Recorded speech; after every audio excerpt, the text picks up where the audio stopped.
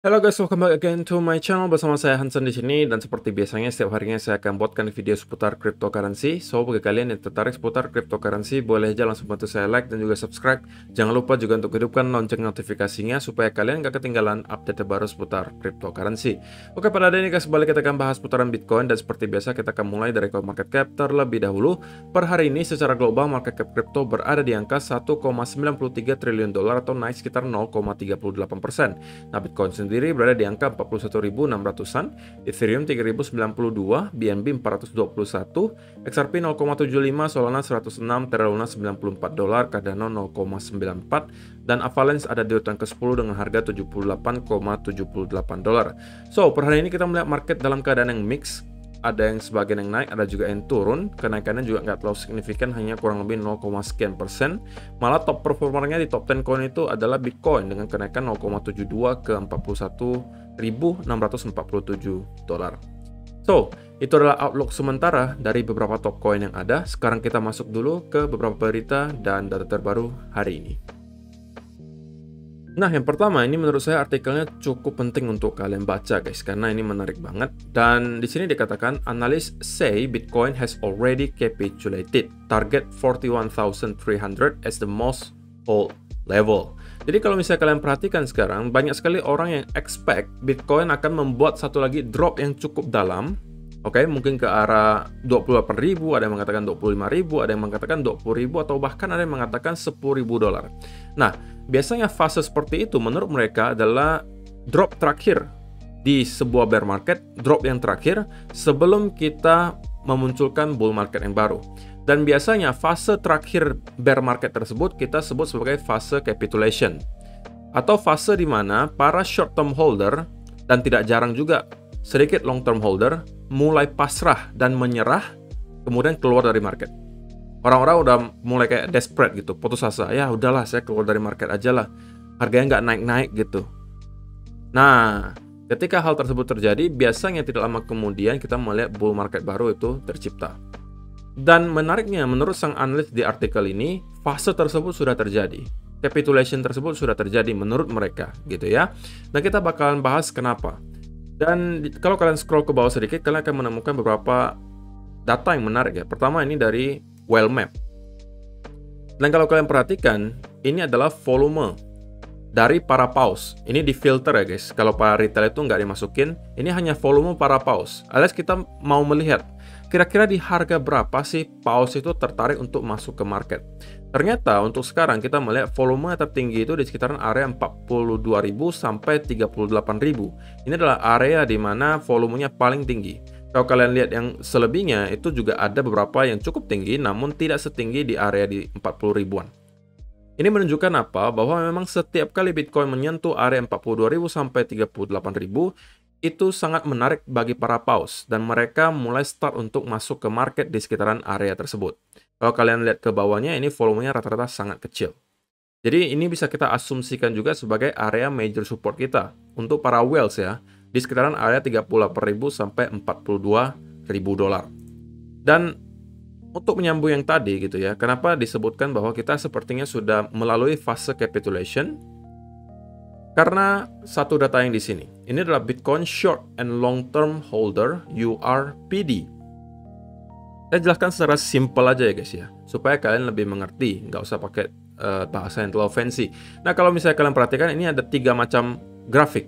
Yang warna biru ini adalah long term holder atau pemegang jangka panjang Bitcoin. Warna merah ini short term holder atau pemegang jangka pendek, sedangkan yang warna abu ini adalah yang dipegang oleh exchange. Jadi ini adalah supply Bitcoin yang di hold oleh para pemegang jangka panjang, pemegang jangka pendek, dan exchange.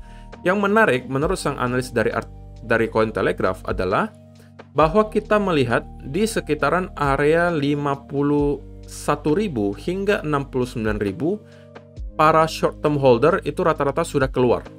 Alias supply yang dipegang oleh mereka udah hampir tidak ada sama sekali. Yang bisa diartikan apa? Orang-orang atau para short term holder yang membeli kemarin di pucuk-pucuk itu di atas 50.000 sampai 69.000, rata-rata semuanya sudah keluar. Mungkin mereka meneriakkan, wah Bitcoin itu scam. Saya beli di 69.000 turun sampai 40.000, udah saya keluar aja. Yang pada intinya, orang-orang tersebut sudah menyerah dan keluar dari market. Dan sekarang yang tersisa itu adalah orang-orang yang pemegang jangka panjang di sekitaran area tersebut. Oke? Yang menarik lagi, kalau kalian perhatikan, hal yang sama juga terjadi di sekitaran area 40.000 sampai 50.000. Dengan yang tadi kita lihat di well map, di mana memang di sekitaran area 38.000 sampai 42.000, kalau kalian lihat, ini adalah area di mana para short term holder maupun long term holder itu memegang supply paling banyak. Jadi orang-orang yang membeli di sekitaran area 40.000 sampai 50.000 itu rata-rata sampai sekarang masih hold. Gitu ya. Jadi mereka masih berpegang teguh. Sedangkan orang-orang yang membeli di atas 50.000 untuk para pemegang jangka pendek rata-rata sudah keluar. Tersisa 15,2% lagi yang dipegang oleh para pemegang jangka panjang di atas harga 50.000. Jadi ini ada juga pemegang jangka panjang yang membeli di atas 50.000 dan masih nge-hold. Ya karena secara behavior, secara perilaku gitu guys ya, biasanya para long term holder itu ya mereka tidak terlalu panikan gitu. Mereka memang time horizonnya atau time frame-nya lebih panjang. Mereka orientasinya lebih jangka panjang. Jadi mereka tidak terlalu panikan, mereka cenderung behaviornya atau perilakunya itu lebih ke arah holder gitu, nge-hold aja, bukan weak hands gitu ya. Dan menurut sang analis ini juga adalah sebuah hal yang sangat menarik. The fact that 15.2% of the Bitcoin held by long-term holders is currently at a loss suggests that a lot of long-term holders were caught offside by the most recent market correction according to Glassnode, a result that is typically seen in late-stage bear markets, most of which preceded a final capitulation shake-out event. Artinya apa? Bahwa dikatakan ini adalah sebuah berita positif ketika kita sudah melihat para long-term holder saja kegocek. Kegoceknya dalam artian apa? Para long-term holder di sini udah merasa, oke, kita sepertinya akan menuju ke 100.000, tapi ternyata kita drop lagi ke bawah. Artinya long-term holder kegocek. Yang mereka pikir yang kita sudah akan naik menuju bull market baru, kita sepertinya down lagi ke sekitaran area 38.000 sampai 40.000. Dan ketika hal tersebut terjadi, sampai kalau sudah long term holder juga kegocek, menurut sang analis biasanya itu adalah fase akhir dari sebuah bear market. Jadi fase akhir dari sebuah bear market itu adalah ketika ada sebuah final capitulation shakeout event atau sebuah drop yang membuat para short term holder rata-rata itu udah keluar, capitulate atau menyerah gitu ya. Tersisa long term holder. Oke, dan ini terjadi biasanya di fase akhir sebuah bear market. Berarti yang kita bisa lihat di fase akhir sebuah bear market apa? Para short term holder mulai keluar dari market karena sudah capitulated atau menyerah. Yang kedua, long term holder juga sempat kegocek tapi tetap hold. Dan sekarang yang terjadi apa? Para short term holder sudah mulai menghilang dan long term holder mulai naik. Alias yang sekarang nge-hold atau mempertahankan harga Bitcoin di kurang lebih area 38.000 sampai 40.000 itu sekarang adalah dominan pemegang jangka panjang. Dan itu adalah hal yang baik. Kenapa? Karena pemegang jangka panjang itu biasanya bukan weak hands, guys. Mereka itu tidak panikan dan mereka jarang sekali menjual Bitcoin ya. Jadi dengan adanya beberapa hal ini, menurut sang analis, bisa jadi kita sudah menyelesaikan fase capitulation. Dan kalau kita udah menyelesaikan fase capitulation, biasanya yang berikutnya terjadi adalah kita building momentum untuk bull market lagi. Hal yang sama juga pernah terjadi di Maret 2020 kemarin, guys.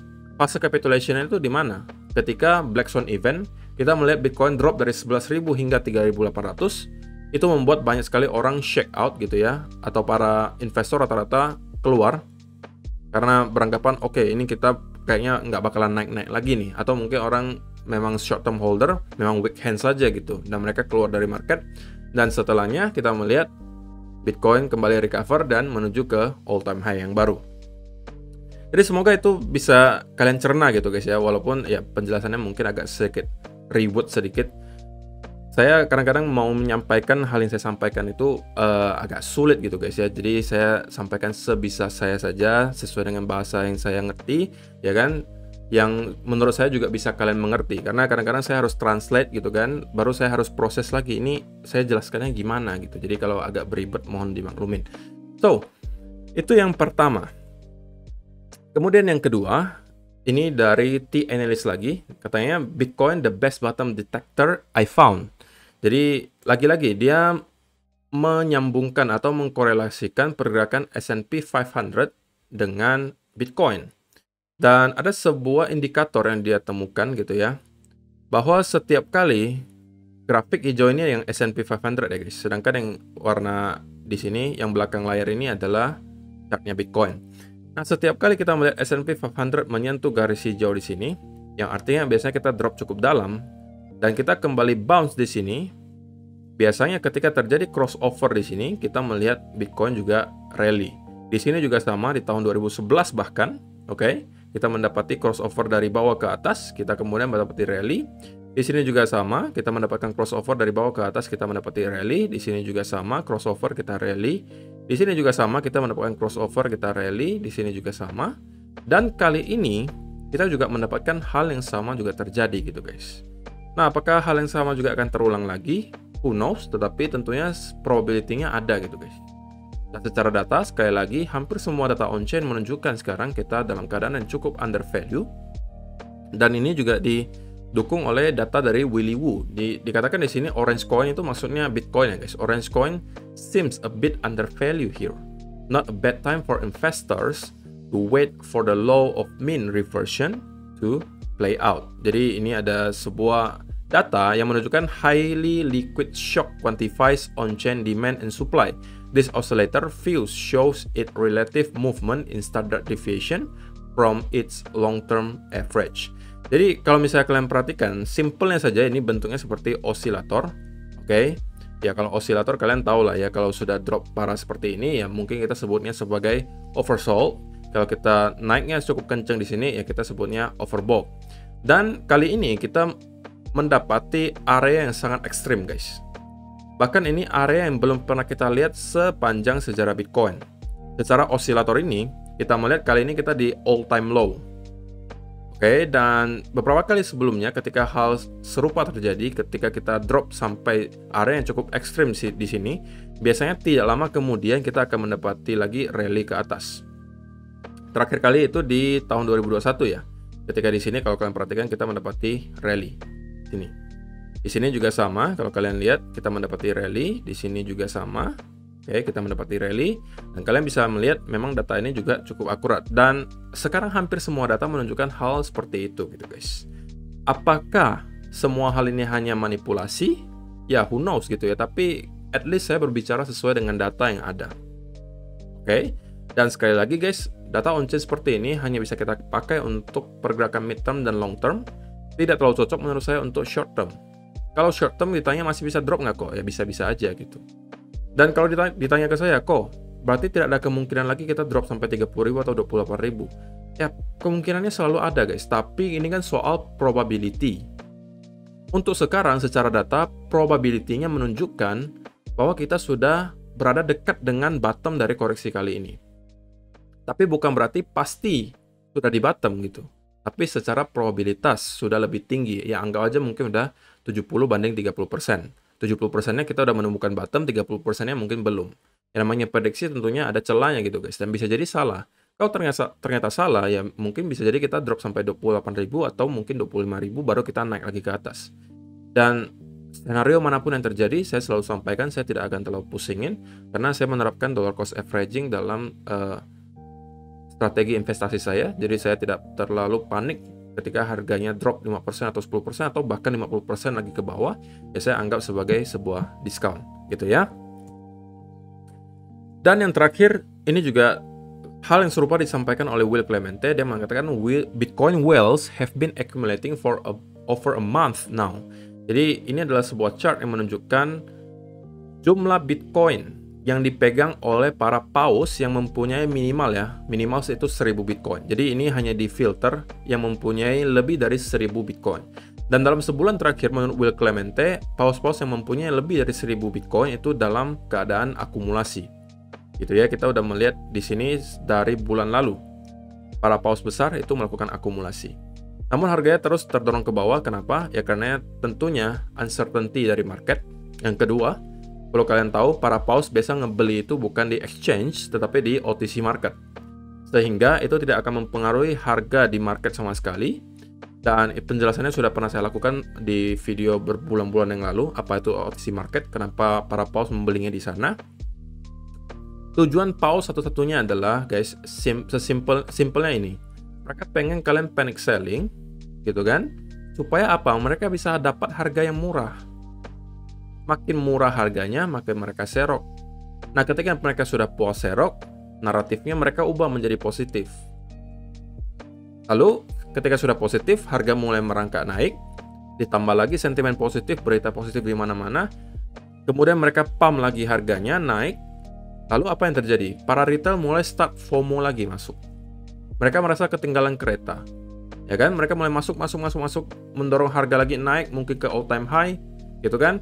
Nah, ketika itu orang-orang atau paus-paus yang membeli di sekitaran sini, ya sudah, mereka tinggal panen saja, tinggal jual, sampai pada akhirnya para short term holder yang terus masuk ke market, alias para newbie biasanya yang terus mendorong harga terus naik hanya atas dasar FOMO, itu biasanya tidak akan bertahan lama dan kita akan kembali crash dan masuk ke bear market yang berkepanjangan. Itu adalah biasa fase-fasenya gitu. Kalau untuk sekarang kita di fase reaccumulation.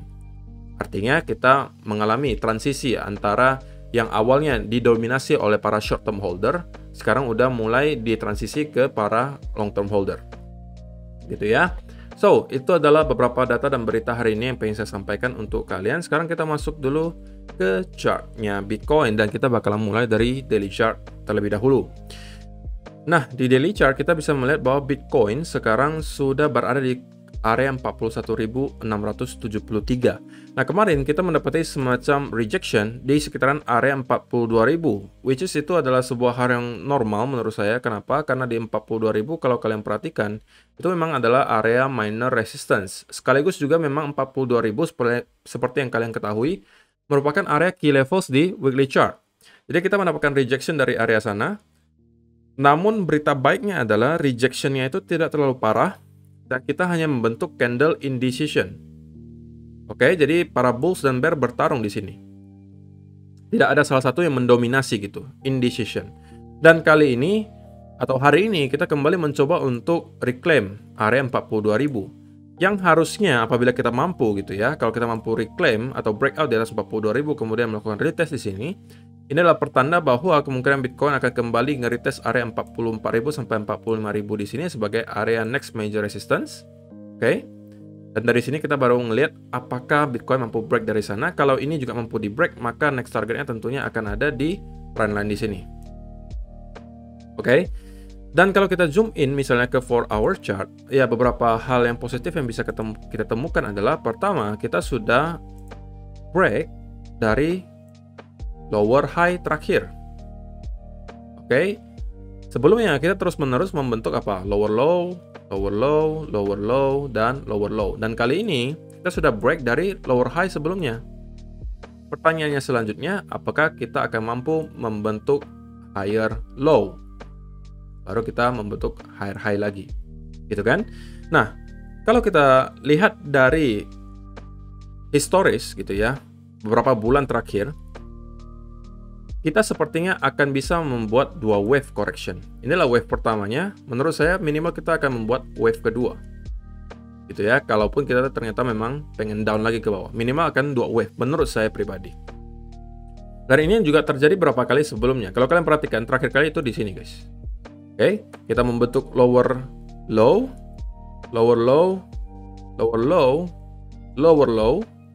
Kemudian kita break dari lower high terakhir untuk nge-break structure bearish di sini, dan kita membentuk higher low, kemudian kita membentuk higher high.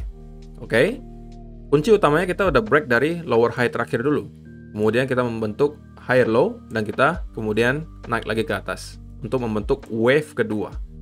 Kalau di sini bahkan sampai wave ketiga ya, sebelum kita drop lagi, ya kan? Nah, yang sebelumnya lagi kalau kalian perhatikan sama juga, gitu ya, dimana kita membentuk terus-menerus lower low di sini, lower low, lower low, lower low. Nah, ketika kita break dari lower high terakhir, dan kita membentuk higher low. Selanjutnya yang terjadi apa? Kita membentuk wave kedua. Jadi ini dua wave di sini. Kalau yang tadi di sini itu 3 wave ya. Walaupun di sini ya terlihat cukup sideways, tapi secara gambaran besar itu 3 wave. Nah, kali ini menurut saya hal yang sama juga bisa jadi terjadi. Dimana kita juga sudah membuat pattern yang mirip ya. Kita membuat lower low, lower low, lower low, lower low. Dan sekarang kita break dari lower high terakhir untuk break dari structure bearish di sini. Oke, dan kita sekarang sedang dalam proses membentuk higher low. Oke, tentunya ada titik invalidasinya. Titik invalidasinya di mana? Menurut saya, kalau misalnya kita sampai mampu break lagi di bawah trendline di sini, ini adalah pertanda yang cukup besar bahwa kemungkinan kita akan kembali membentuk lower low baru. Tapi kalau kita mampu maintain di atas trendline di sini, saya masih berkeyakinan bahwa at least kita akan membuat 2 wave dulu ke atas. Oke, minimal mungkin seperti ini. Ke sekitaran 44.000. Sebelum dari sini kita bakalan ngelihat apakah momentumnya cukup bagi Bitcoin untuk breakout di atas area tersebut, ataukah dari sini kita akan kembali mendapatkan rejection.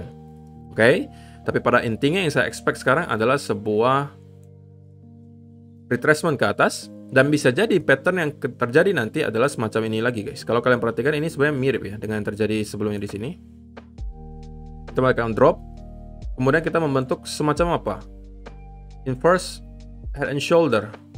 Gitu kan? Di sini juga sama, kita membentuk semacam inverse head and shoulder.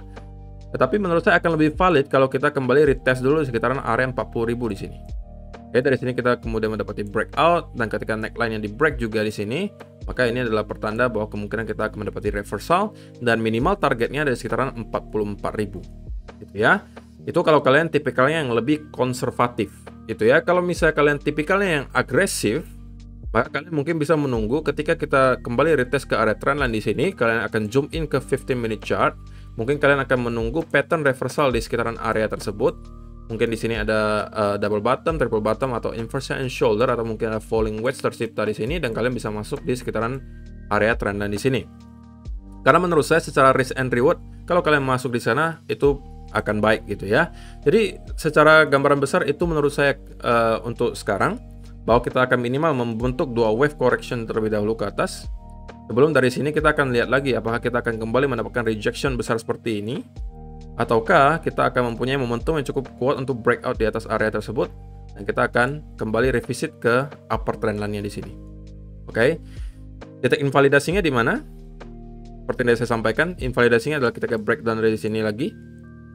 Maka next area major supportnya akan di sekitaran trendline di sini. Kalau ini mampu di break juga, maka next targetnya akan ada di sekitaran area 30.000 sampai 29.000. Jadi gambarannya jelas ya guys. Semoga ini bisa membantu kalian untuk membentuk planning trading kalian ke depan. Dan ya, saya juga pengen kabari bahwa nanti tanggal 29 April saya bakal ke Tangerang. Kemudian tanggal 1 Mei saya akan ke Jakarta. Dan di tanggal 5 Mei saya bakalan ada di Bandung. Saya pengen tahu aja sih guys, untuk kalian yang orang-orang di sana gitu ya, tempat-tempat baru mana yang wajib dikunjungi di daerah-daerah tersebut. Jadi kalian silakan komentar di kolom komentar di bawah. Saya pengen tahu soalnya bingung gitu guys. Ke Tangerang, kemudian ke Jakarta Pusat, kemudian ke Bandung, itu tempat-tempat baru mana aja yang perlu saya kunjungi gitu. Yang ya untuk hangout juga boleh, atau misalnya ada wisata apa gitu kan. Kalian boleh kasih pendapat kalian di kolom komentar di bawah. Yang sudah bantu kasih saran, terima kasih gitu ya. Dan ya mudah-mudahan saya bisa ketemu salah satu dari kalian di sana gitu ya. Oke, so itu aja untuk hari ini guys. Dan kita akan bertemu lagi di video yang berikutnya. Bye-bye.